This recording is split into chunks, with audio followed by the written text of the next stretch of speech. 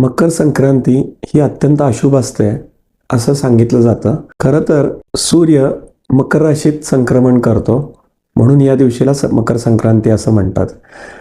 मकर संक्रांतीच्या दिवशी सूर्य मकर वृत्तामधून कर्कवृत्ताकडे जायला सुरुवात करतो. या क्षणापासूनच उत्तरायण सुरू होते आणि दिवस हळूहळू मोठा व्हायला लागतो. त्यामुळे या दिवसाचं महत्त्व आहे. हिवाळ्यात ऊर्जेचं संतुलन करायचं असतं कारण हा या काळातला अत्यंत थंड दिवस मानला जातो. त्यामुळं काळे तीळ, काळं वस्त्र हे वातावरणातली उष्णता शोषून घेतात आणि शरीराला ऊब आणि आवश्यक ती ऊर्जा देतात.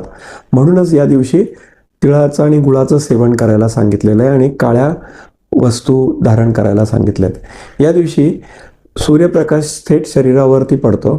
त्यामुळं या दिवशी पतंग उडवायला सांगतो, ज्यामुळे तुम्हाला विपुल प्रमाणामध्ये व्हिटॅमिन डी मिळते. आनंद, उत्साह आणि हालचालीमुळे तुमचा मानसिक तणाव दूर होतो. शिवाय या काळामध्ये वाऱ्याचा वेग सुद्धा खूप चांगला असतो, म्हणून या दिवशी पतंग उडवण्याचं महत्त्व आहे.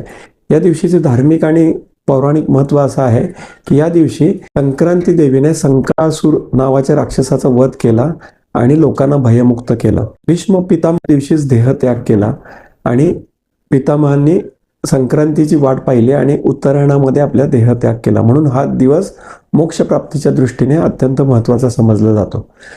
या दिवशीच्या दानधर्माचं महत्त्व, या दिवशी तीळ, गुळ, वस्त्र यांचं दान करणे तसेच नदीमध्ये किंवा गंगेमध्ये स्नान करणे अत्यंत पुण्यदायी समजलं जातं. त्यामुळे तिळगुळ घ्या, गोड बोला हा संदेश हा केवळ या क्षणापुरता नाही आहे, तर माणसातील वैर, कटुता विसरून मधुर संबंध निर्माण करण्यासाठी शिकवण देणारा असा हा सण आहे. मकर संक्रांती हा ऊर्जा, शुद्धीकरण, सकारात्मकता आणि नव्या सुरुवातीचा क्षण असतो. त्यामुळे या दिवशीचं विशेष महत्त्व आहे.